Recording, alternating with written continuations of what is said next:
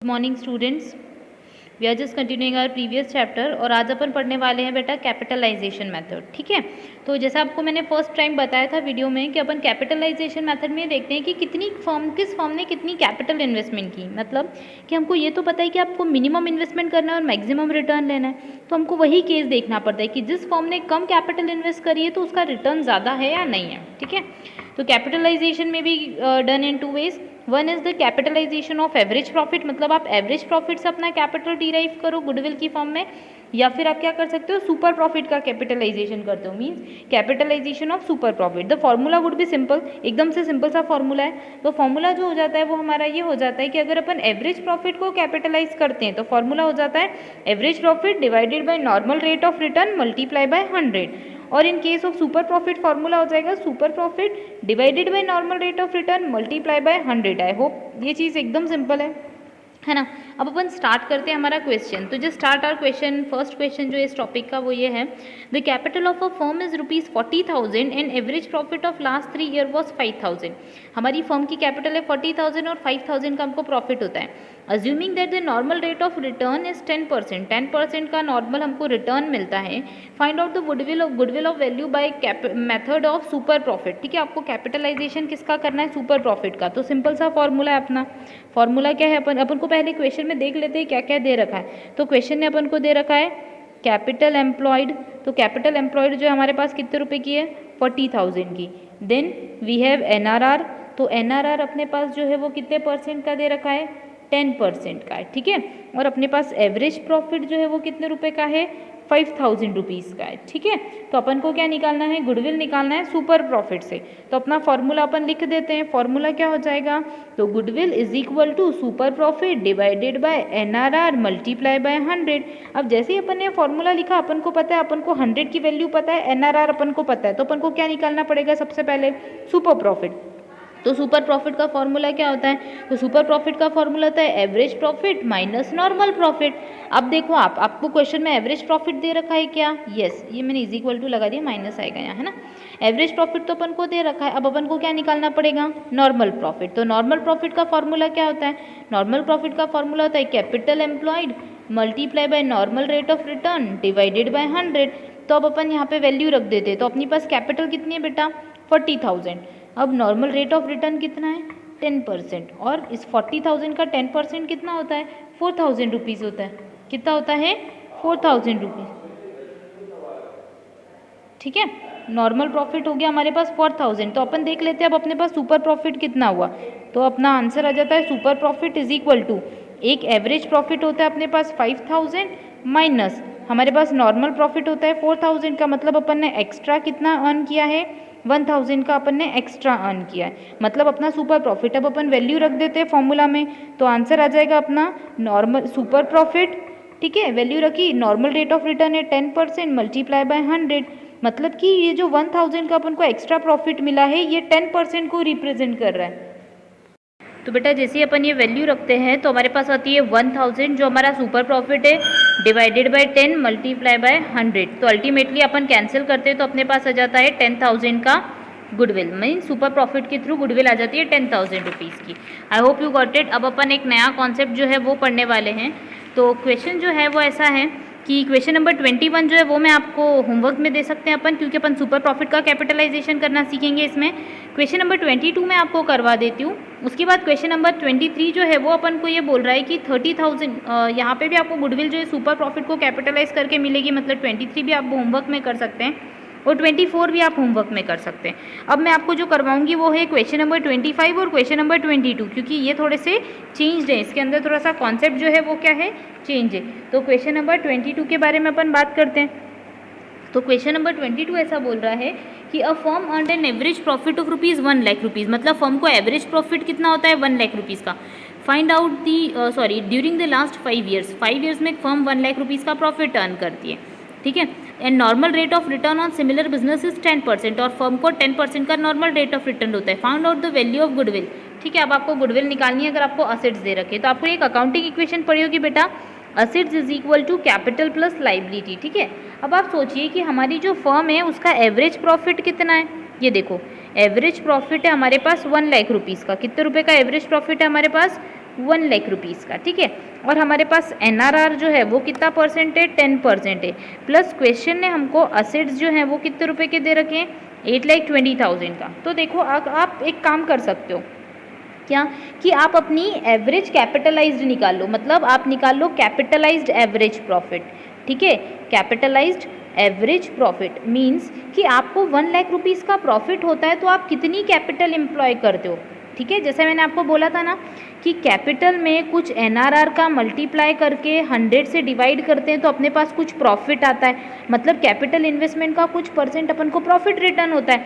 तो वैसे ही अब कंडीशन उल्टी हो गई, अब आपको क्या दे दिया है, प्रॉफिट दे दिया है। और प्रॉफिट जो उसने क्या बोल रखा है, ये 10% है, मतलब सिंपल सी चीज़ें जो ये 1 लाख रुपीज़ का प्रॉफिट होता है ये आपको 10% रिप्रेजेंट कर रहा है। तो आप ये निकाल सकते हो आपका कैपिटल इन्वेस्टमेंट कितना होगा, 100 से मल्टीप्लाई करके, सिंपल सी चीज़ है, ठीक है। तो आप कैपिटलाइज्ड एवरेज प्रॉफिट निकाल दो। अगर आपको ये चीज़ नहीं समझ में आती तो आप फॉर्मूला भी लिख सकते हो।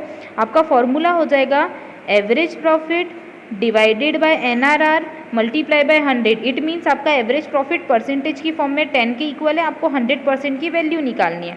तो अल्टीमेटली यहाँ पे हमारे पास कैपिटलाइज्ड प्रॉफिट कितना हो जाता है, या कैपिटल इन्वेस्टेड कितनी हो जाती है, 10 लाख रुपीज़ की, ठीक है। अब अपन निकाल सकते हैं गुडविल। तो कैसे, क्या क्वेश्चन फॉर्मूला होता है उसका, तो आपको पता है assets is equal to capital plus liability. तो आप देखिए assets is equal to capital plus liability. हमको क्वेश्चन में लाइबिलिटी कुछ नहीं दे रखी तो उसकी जगह अपन क्या रख सकते हैं, 0। और हमारे पास कैपिटल कितनी आई है बेटा, 10 लाख रुपीज़ की। और ऑलरेडी हमको असेट्स कितने रुपए के दे रखे हैं, 8,20,000। तो अब आप सोचो 8,20,000 और 10 लाख है, ठीक है, LHS और RHS में, तो दोनों इक्वल है क्या, नहीं। बट अगर हमको इक्वलाइज करना पड़ेगा तो असेट्स में अपन को कितना अमाउंट ऐड करना पड़ेगा, हमको अमाउंट जो ऐड करना पड़ेगा 1,80,000 का, ठीक है। तो अपना गुडविल जो है वो आ जाएगी 10 लाख रुपीज़ माइनस 8,20,000, मतलब अल्टीमेटली अपन को एक्स्ट्रा कितना ऐड करना पड़ा, 1,20,000। मतलब कहीं ना कहीं यहाँ पे हिडन असेट्स थे हमारे पास क्या थे, हिडन असेट्स। कितने रुपए के थे, तो 1,80,000 के थे, क्योंकि आप 8,20,000 में 1,80,000 जोड़ोगे तभी आपके पास 10 लाख आएगा। तो असेट्स के साथ हिडन असेट्स भी थे हमारे पास, ठीक है। तो या तो फिर आप फॉर्मूले से भी कर सकते हो ये चीज़, और सिंपल मैंने आपको लॉजिक समझा ही दिया है, ठीक है। अब अपन लास्ट वाला क्वेश्चन करते हैं बेटा, ये भी थोड़ा सा चेंज वे में है, ठीक है। तो क्वेश्चन ऐसा बोलता है अपन को, calculate the goodwill of the firm on the basis of the following information. अब आपको इन्फॉर्मेशन दे रखी है, हमारे पास एवरेज प्रॉफिट कितने रुपए का है, 2 लाख रुपीज़ का। टोटल हमारे पास असेट्स कितने रुपए के, 15 लाख रुपीज़ के। और हमारी पार्टनर की कैपिटल जो है वो कितने रुपए की है, 12 लाख रुपीज़ की। और नॉर्मल रेट ऑफ रिटर्न दे रखा है हमको 10% का। तो अपन ये सारी इन्फॉर्मेशन लिख कर और क्वेश्चन जो है वो सॉल्व करना स्टार्ट करते हैं, ठीक है।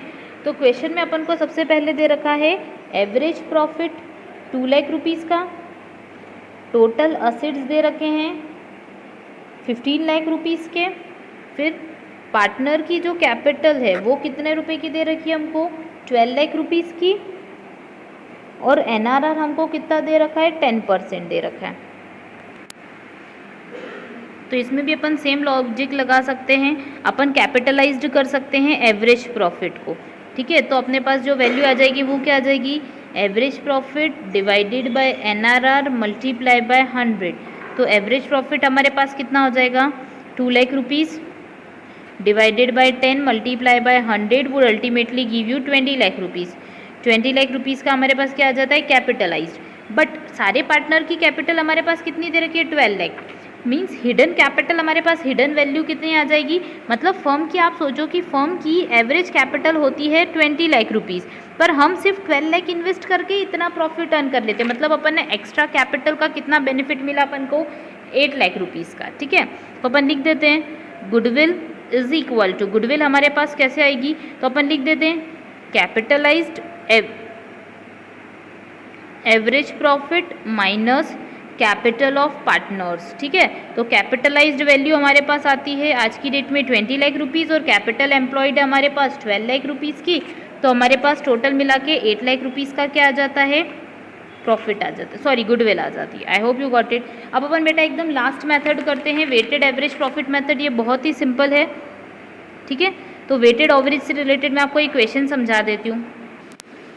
तो क्वेश्चन ऐसा है कि हमको प्रॉफिट दे रखा है of the firm, question number 6 है आपकी बुक का, फर्स्ट ईयर का प्रॉफिट है, सेकेंड ईयर का है, थर्ड ईयर का है, फोर्थ ईयर का है, फिफ्थ ईयर का प्रॉफिट है। And calculate the value of goodwill on the basis of 3 years purchase of weighted average base. हमको वेटेड एवरेज बेस दे रखा है। बेटा याद रखना है कि हमेशा क्वेश्चन में आपको वेट एवरेज का बेस दे के रखेंगे।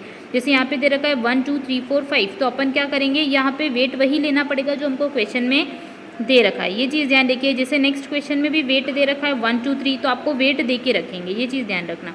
और प्रॉफिट है तो अपन ये क्वेश्चन की जो इन्फॉर्मेशन है इसको लिख लेते हैं सबसे पहले। तो जैसे ही अपन बेटा वैल्यू रखते हैं तो लिख देते हैं यहाँ पे सबसे पहले फर्स्ट कॉलम में ईयर, तो हमको इन्फॉर्मेशन दे रखी है first year, second year, third year, fourth year, fifth year, मतलब अपन ईयर की इन्फॉर्मेशन लिख देते हैं, फिर अपन प्रॉफिट लिख देते हैं। फर्स्ट ईयर का प्रॉफिट है 20,000, देन 24,000, 30,000, 25,000, 18,000 साइमल्टेनियसली। अब अपन को क्वेश्चन में वेट दे रखा था तो अपन सिंपल सा वेट लिख देते हैं। Then weighted average profit, sorry weighted profit. तो वेटेड प्रॉफिट क्या होता है, तो प्रॉफिट का जब आप वेट में मल्टीप्लाई करते हो तो क्या आ जाता है, weighted profit. 20,000 multiply by 1 would give you 20,000, 24,000 multiply by 2 48,000, simultaneously 30,000 multiply by 3 90,000 and 25,000 multiply by 4 would give you 1 lakh rupees. फिर 18,000 का 5 में मल्टीप्लाई करते हैं तो 90,000 आता है। देन अब फिर अपन क्या करने वाले हैं, सब वेटेड जो भी प्रॉफिट आया उसका टोटल कर लो। तो टोटल ऑफ प्रॉफिट कितना हो गया, 3,48,000। साइमल्टेनियसली आप वेट का भी टोटल कीजिए, तो 5 4 9 9 3 12 12 2 14 14 1 15, मतलब वेट का टोटल कितना आ गया 15। तो अब आप लोगों को जैसे वेट एवरेज प्रॉफिट का फार्मूला होता था वैसे ही वेटेड एवरेज प्रॉफिट का भी फार्मूला होता है। तो वेटेड एवरेज प्रॉफिट मतलब टोटल ऑफ वेट्स, ठीक है। टोटल ऑफ प्रॉफिट को अपन कैसे डिवाइड करते हैं, टोटल ऑफ वेट से। तो टोटल ऑफ प्रॉफिट हमको कितना आ गया 3,48,000, उसको डिवाइड कर देंगे 15 से, तो अल्टीमेटली आ जाएगा अपने पास कितना 23,200। येस और नो, 15 2 30, हाँ दैट्स इट, 23,200। अब ये अपने पास आ गया। बट उसने क्या बोला है कि आपको गुडविल कैसे निकालनी है, तो गुडविल निकालने के लिए आपको वेटेड एवरेज प्रॉफिट जो है उसका मल्टीप्लाई कैसे करना है, number of purchasing year which is 2, ठीक है। तो अपन इसका multiply sorry number of purchasing year question में 3 दे रखा है, तो 3 से मल्टीप्लाई कर देते हैं। तो देखो 23,200 multiply by 3 would give you 3 2 6, 3 3 9, 3 2 6, 3 2 6, मतलब अल्टीमेटली अपना गुडविल कितना आ जाएगा 69,600। I hope you got it. बेटा इसी के साथ अपन ने चैप्टर जो है वो कंप्लीट कर लिया है। ये चीज़ आपको समझ में आ गई होगी। इसका थ्योरी क्वेश्चन भी पोर्शन भी बहुत अच्छे से आप लोग पढ़िएगा। अब अपन नया चैप्टर स्टार्ट करेंगे, एडमिशन। Thank you.